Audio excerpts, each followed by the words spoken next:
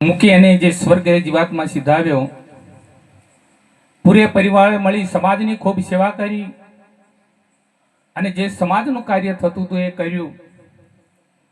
એની સાથે સાથે આ જે ભજન સત્સંગનું આયોજન રાખ્યું એ બદલ ખૂબ ધન્યવાદ છે એમને. કારણ કે ભજન સત્સંગ એટલા માટે છે કે બીજું કોઈ કર્મકાંડથી જીવનું કલ્યાણ થતું નથી, જીવની ગતિ થતી નથી. પણ જે ભજન છે ને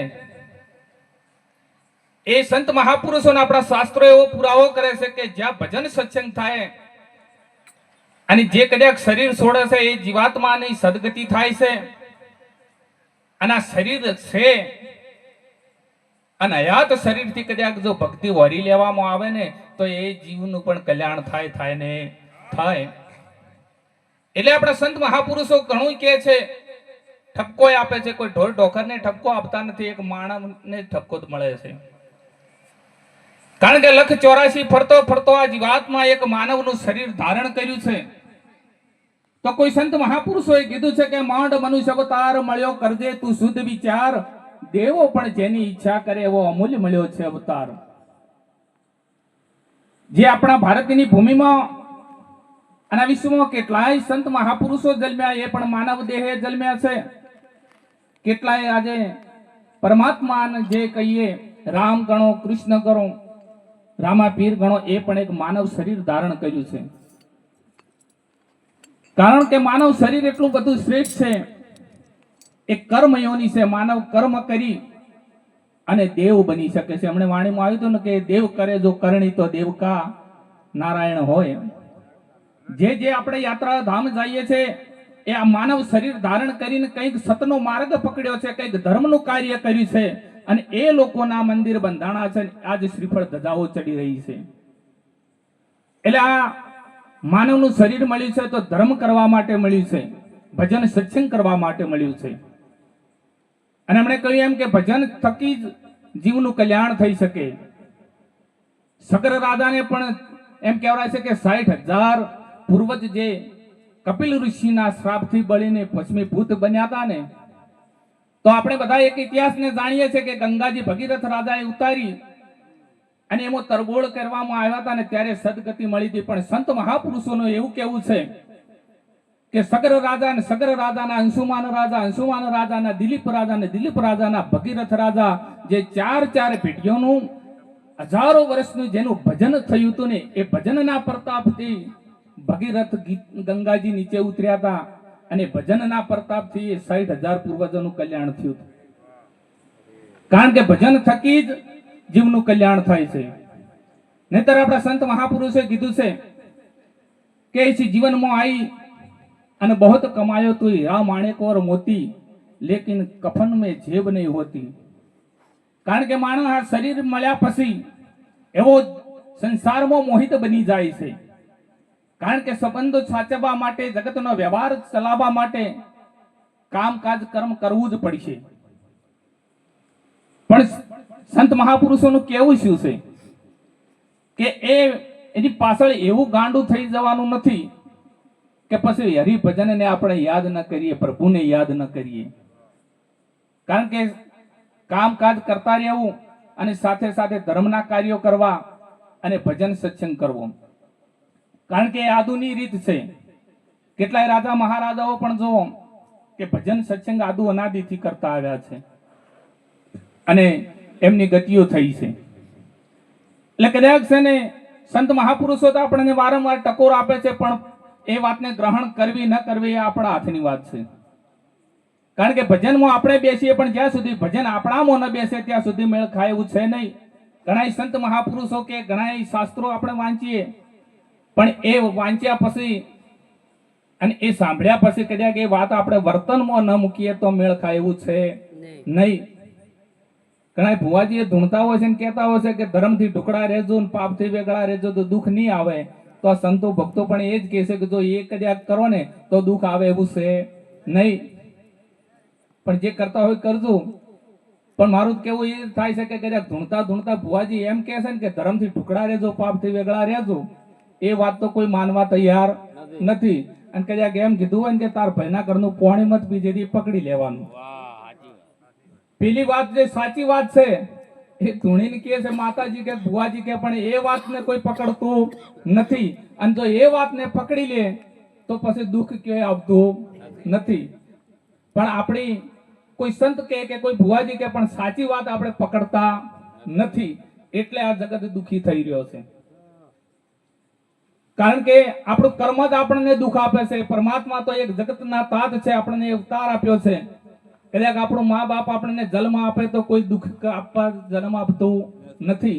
પરમાત્માએ તો આપણને હસતા રમતા માટે આ જન્મ આપ્યો છે, પણ આપણે એવા કર્મ કરીને દુઃખી થઈએ છીએ અને દોષ આપીએ છીએ આપણે પરમાત્માને. પણ પરમાત્મા તો એવું કહે છે કે કદાચ મેં તને આ પૃથ્વી ઉપર મૂક્યો છે ને એટલે કંઈક સારા કાર્યો કરજે. પણ ઘણાને વળી એવું છે કે આપણે પછી કયો જોવું છે, પણ એ ખબર નથી કે સંત મહાપુરુષો આપણા શાસ્ત્રો એવું પુરાવા કરે છે કે આ શરીર છોડ્યા પછી તો શરૂઆત જ થાય છે. કારણ કે 12 મહિના કદાચ છે ને બાળક વિદ્યાર્થી જે છે ને એ સ્કૂલની અંદર ભણવા જાય અને પછી પરીક્ષા આવે ત્યારે ખબર પડે કે 12 મહિના કેવું ભણ્યા છો. એ પરીક્ષા આવે ને ત્યારે ખબર પડે. એટલે આ શરીર છૂટે અને જ્યાં પરમાત્માના લેખા જોખા થાય કે તને પૃથ્વી પર મૂક્યો તો તે શું કરીને આવ્યો છે, એ શરૂઆત તો પછી થાય છે. કારણ કે જગતના આપણે શાસ્ત્રોની અંદર પુરાવા પડ્યા છે કે કરણ રાજા પણ જે શરીર છોડી અને સૂક્ષ્મ શરીરથી ગયા હતા ને, એને દાડો ઉગે ને હવાસેર હોનાનો એમ કે કહેવાય છે કે દાન કરતા. અને એ શરીર છૂટીને પરમાત્માને તે સૂક્ષ્મ શરીરથી ભૂખ લાગીને એટલે એમ કહેવામાં આવ્યું કે મને ભૂખ લાગી છે, તો સોનાના ભંડાર ખોલ્યા હતા. હવે આપણે કહીએ કે આપણને ભગવાન દુઃખ આપે છે અને ભગવાન સુખ આપે છે, પણ ઇતિહાસના પુરાવા આપણે જોઈએ ને તો ભગવાન સુખ દુઃખ આપતું નથી. કારણ કે કરણને કીધું કે આ તો સોનાના ભંડાર છે, સોનું કઈ ખવાય નહીં, સોનું ખાવાથી ભૂખ મટે નહીં. એટલે ભગવાન કે પૃથ્વી પર તને મૂક્યો ને તે સોના સિવાય બીજું કઈ આપ્યું નથી. તું જે આપે એ જ હું તને આપું, જે હાથે એ સાથે. એટલે કદાચ છે ને એ બધા જાણે છે કે એક આંગળી ખાલી લાંબી કરી હતી ને તો અમીના ઉડકાર આયા હતા. એટલે જગતમાં આવ્યા છો તો કદાચ છે ને ઇતિહાસના પુરાવા પડ્યા છે. જો હારામાં વગળી કરવાથી અમીના ઉડકાર આવતા હોય તો કદાચ ક્યાંક ખોટામાં જો વગળી કરો ને તો એ 100% આપણે ભોગવવું પડે. કદાચ સારું આપણે ન કરી શકીએ તો કઈ નહીં, ઘેર ઊંઘી રહેવું, પણ કોઈ દિવસ કોઈનું ખોટું કરવું નહીં. આપણે ભગવાને અવતાર આપ્યો છે. ખરેખર માનવ શરીરને ઠપકો શા માટે? માનવ શરીર છે ને માનવ જેટલો કોઈ સમજણો નથી, પણ તોય બધા ઠપકા માનવને જ આપવામાં આવ્યા છે. કારણ કે આપણે જેમ છે એમ જીવન જીવતા નથી, એટલા માટે ઠપકા નથી. કોઈ ઠપકો શું કામ આપે? એટલે આ જીવન મળ્યું છે. કોઈને કદાચ સત્તાનો અહંકાર હોય, કોઈને પૈસાનો અહંકાર હોય, કોઈને જવાનીનો અહંકાર હોય, પણ એ કાલ બધું જતું રહેવાનું છે. તો સાથે શું છે? તો જગતમાં સંત મહાપુરુષો એ પણ એક વાત મૂકીને ગયા છે કે મારું કરતા મરી જવું તારું નથી તલવાર, અંત કાળે જીવને જાવું એકલું, એની સાથે પુણ્ય ને પાપ. જે માનવ આ શરીર મળ્યા પછી કદાચ પાપ ને પુણ્ય જે કરે છે ને એ એનો પીછો છોડતું નથી, અને એ કર્મ જ સાથે જાય છે. અને એ કર્મ પ્રમાણે ફરીથી માણસને સામે બીજું શરીર હોય છે. સંત મહાપુરુષો કેટલો ઠપકો આપ્યો છે કે કદાચ છે ને પછી જો બળદ થઈને અવતરશો તો આડે ચીલે તમે હેડશો અને આ મનખો મારી છે તમને પરોણા વાળો માર, અને એ દિવસે તારી કોણ લેશે સંભાળ. કે કદાચ ઝાડ થઈને અવતરીશ તો વનમાં એકલા ઝૂરશો, બેઠવા પડશે તારે ઢળ ને તડકા, અને આ મનખો મારી છે તને કુહાડી વાળો માર, અને એ દિવસે તારી સંભાળ કોણ લેશે. એટલે આ સમજણો એક મહાન એવો ભગીરથ કાર્ય કરવા માટે આપણને અવતાર મળ્યો છે. ધર્મના કાર્ય કરજો, કારણ કે ધર્મના જે કાર્યમાં જે જોડાણા છે ને એમના જ ઇતિહાસ લખાણા છે. આપણે જેસલની વાત કરીએ તો જેસલ એવો હતો ને કે એનાથી ધરા ધ્રુજતી, રોતા બાળકો સાના રહેતા એવા ઇતિહાસના પુરાવા પડ્યા છે. અને એ સતીને તોરલને એવી વાત કરતા હતા કે જ્યાં તમારો રામસાગર ના ચાલે ને ત્યાં મારી તલવાર ચાલે. એટલે તોરલે કીધું કે એ તો હમણાં ખબર પડશે હેડો. અને જ્યાં ઓડિયામાં બેઠા ને ત્યાં ઓડિયું અલગ ડોલક થવા માંડ્યું.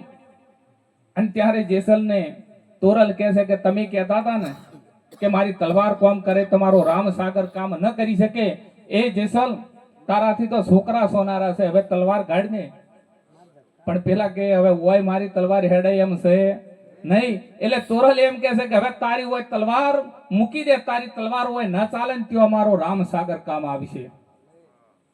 અને એ દિવસ કોઈ મંત્ર બોલવાનું નતું કીધું, કોઈ જાપ જપવાનું નતું કીધું. એક જ વાત તોરલે કરી હતી કે તું ધર્મ જે ભૂલી ગયો છે ને, તારા ધર્મને તું સંભાળી લે તો તારી બેડલીને કોઈ ડૂબાડવા વાળો છે નહીં. એટલે આજે ઘણાને વળી એવું હોય છે કે આપણે ગંગાજીમાં કદાચ 12 મહિને 2 વર્ષે નાવા જો એટલે પાપ ધોવરાઈ જાય અને ફરીથી ઘેર આવો એવા ને એવા, ફેર કે 2-3 વર્ષે ફેર ધોવા જાઓ. કદાચ પાપ કરતા હો કે 2-3 વર્ષે આપણે કહે અનુવારો કરો ને હવન કરો, પણ એમ કઈ પાપ ધોવરાતું નથી.